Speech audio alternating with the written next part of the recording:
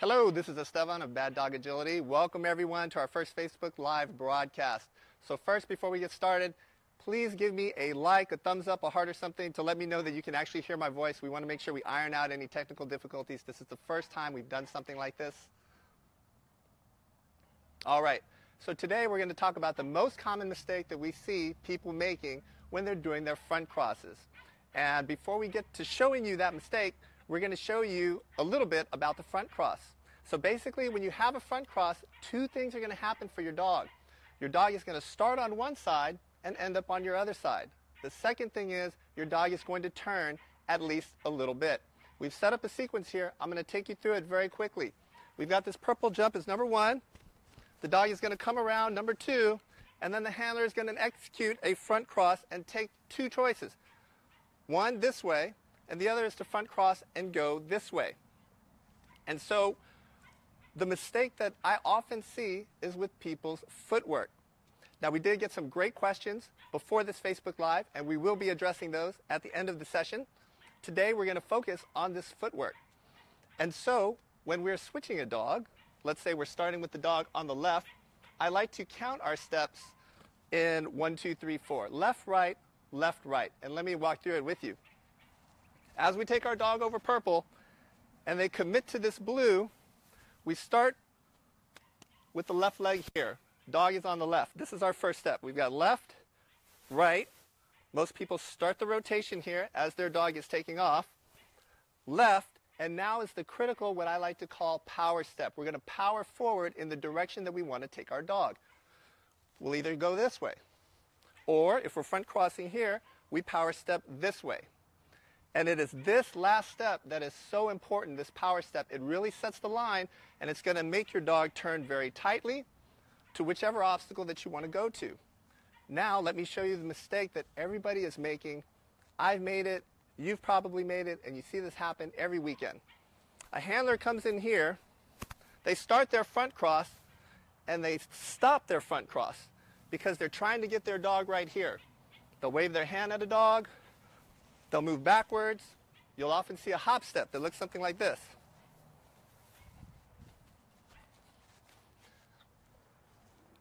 All of this delays that power step. All of this makes the critical information your dog needs to head in the right direction come late. We need this step. You're interrupting that step. So by reducing your front cross footwork to these 4 steps, all of that can go away. And you'll be able to get out further ahead of your dog. Your turns are going to be tighter. You're going to save time. You're going to have more clean runs. You're just going to do better. So again, we got left, power step. Now we've got Brittany Shesler here with her Sheltie Trek, and she is going to come and demonstrate both of these front crosses for us here now. I want you to watch Brittany's footwork.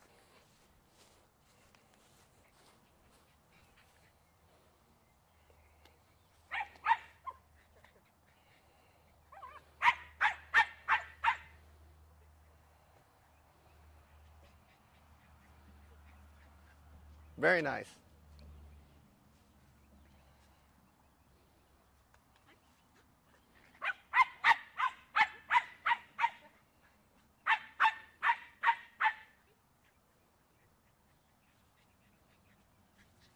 Very nicely done. Thank you, Brittany. So you saw in both of these with very good footwork, at the moment her dog is slicing this way and turns her head, Trek knows if she's going this way or this way based on Brittany's 4 steps and that power step that really sets the line. There's also this off-course tunnel over here in the way. So you can see sometimes people will come here and do a maneuver like a reverse flow pivot, an RFP, a threadle, something else, where they try and tighten this turn and occasionally will send the dog to a different part of the course. What this means is when the dog starts to see the first half of the front cross, they're not sure it's a front cross until the move is complete, because sometimes handlers are going to switch arms and suddenly change them, take them in a new direction. So we always want to make sure that when you're doing your front cross, you do these 4 steps so they know instantly and throughout the entirety of the maneuver that they are in fact doing a front cross.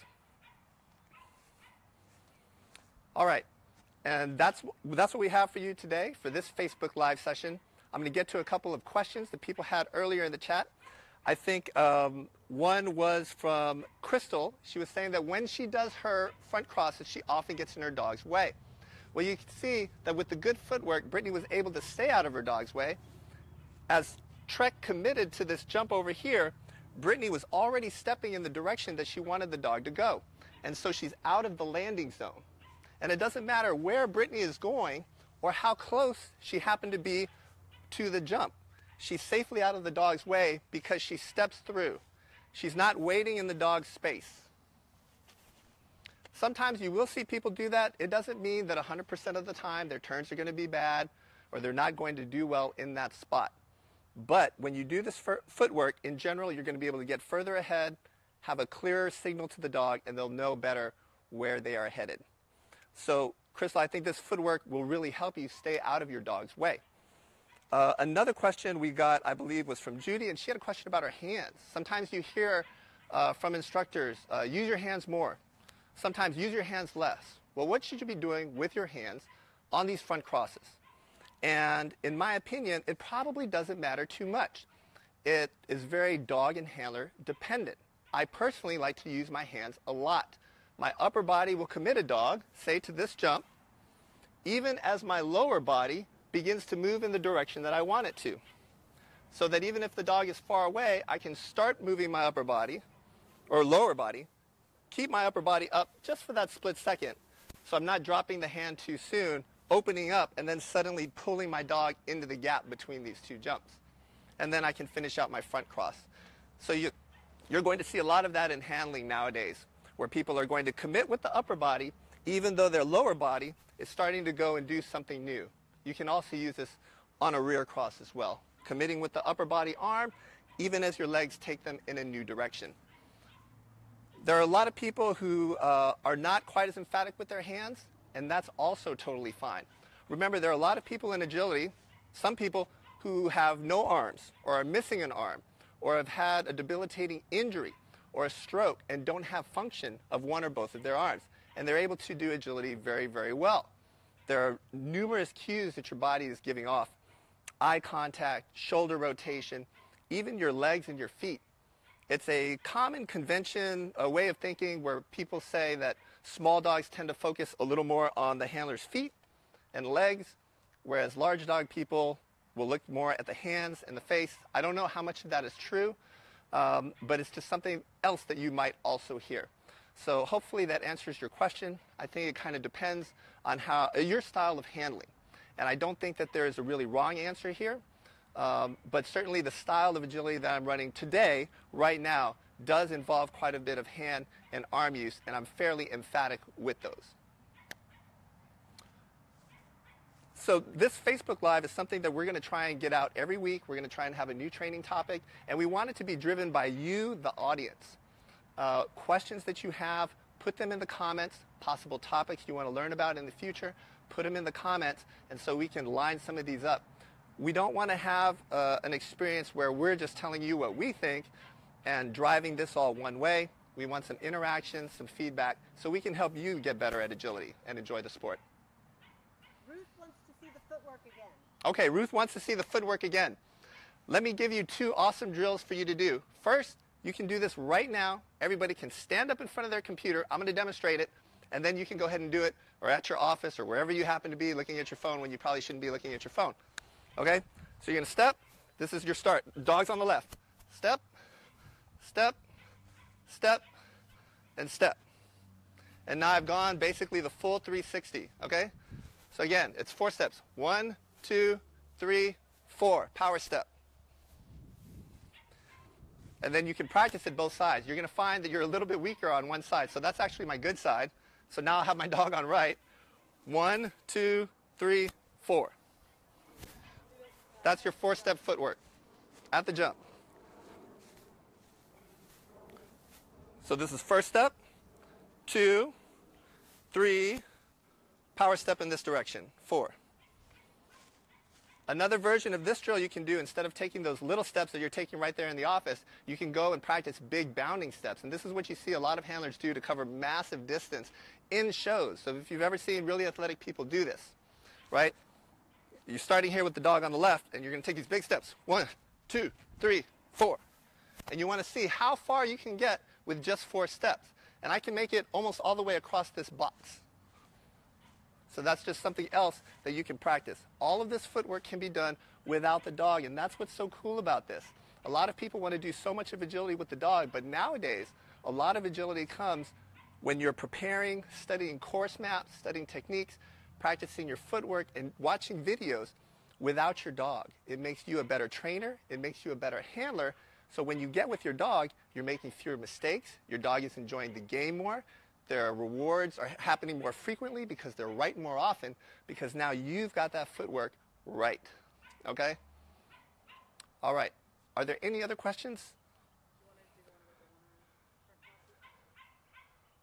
I think he mentioned that. Oh, what? Do you ever use European front crosses, one-arm cross for tighter wraps? What do they mean by a one-arm cross?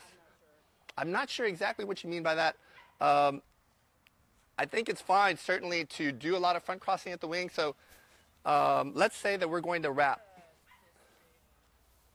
Yeah. So let's say that you're going to wrap.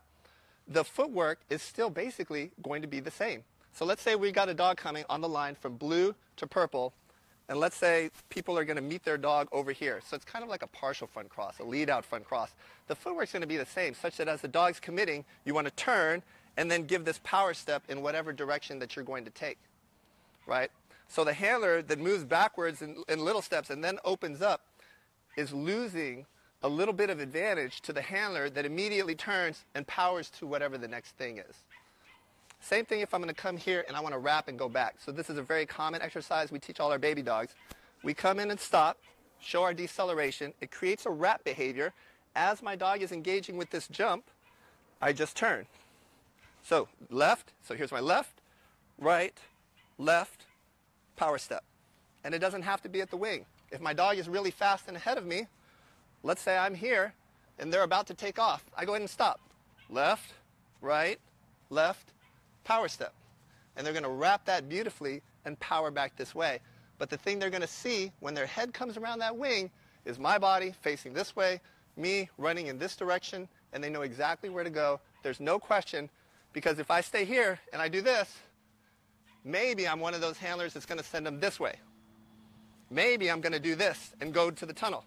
That's going to create uncertainty in the dog's mind, and you're going to get this flanking behavior, especially in dogs like Shelties, Border Collies. If you have issues with this, that's what's going on. So I want you to get the proper footwork and move in the direction that you're going to. You're going to see a lot of these turns really, really improve. Good question. Yes? First question, when do you start your front cross? How close to the jump? Let's say they're going from blue to purple and front cross after purple. When should you start your front cross? So traditional thinking in front crosses was you want to get them sometime before they're taking off. Once their front feet come up, there's nothing really they can do to alter their path. They can bend their body athletically or less athletically, depending on their body type. But they're pretty much committed, due to physics, on their trajectory, right? So if they jump from far away, they're probably going to land far away. If they're nice and up close, then they're going to have a short jump and then be able to turn more tightly. So it depends a little bit on what your goals are. So what I like to do is if I know the dog is taking off here, they probably need the information sometime before that. And so as handlers over the years experimented with this, they thought maybe if we rotate earlier, it would create better turns. It does for some dogs. It doesn't for a lot of other dogs. So a lot of it is really motion-based.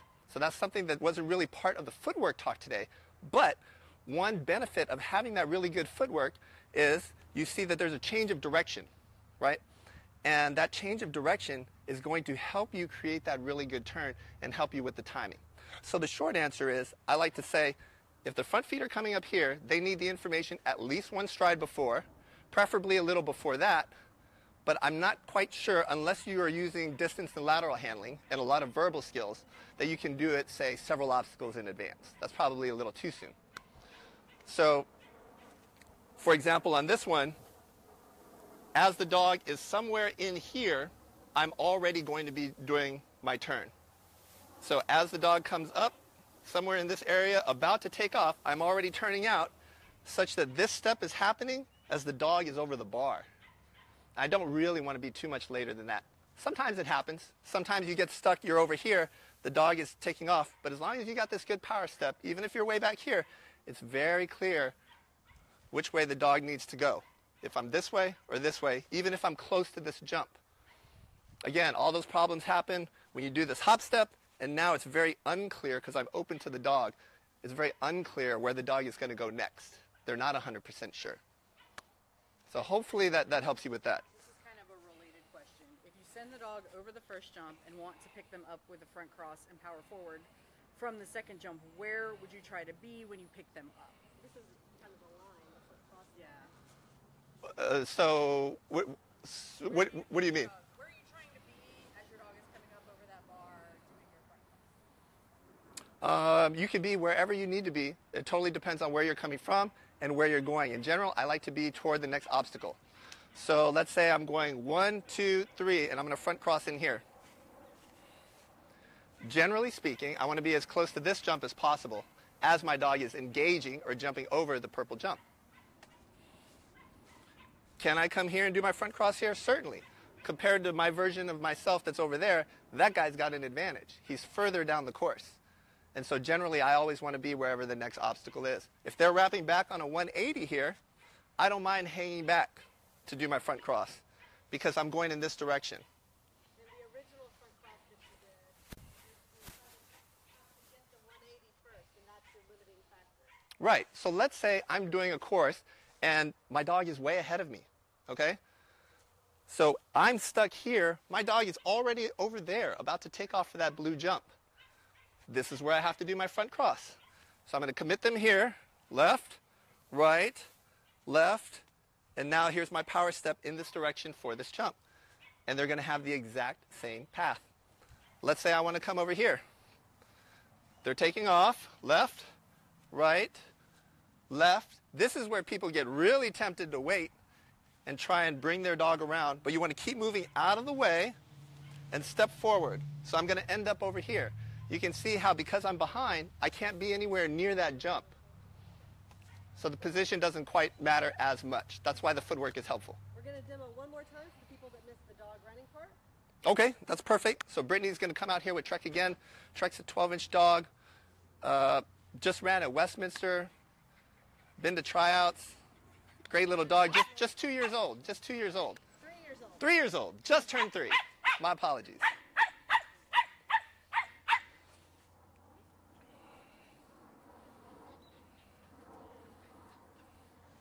Very nice.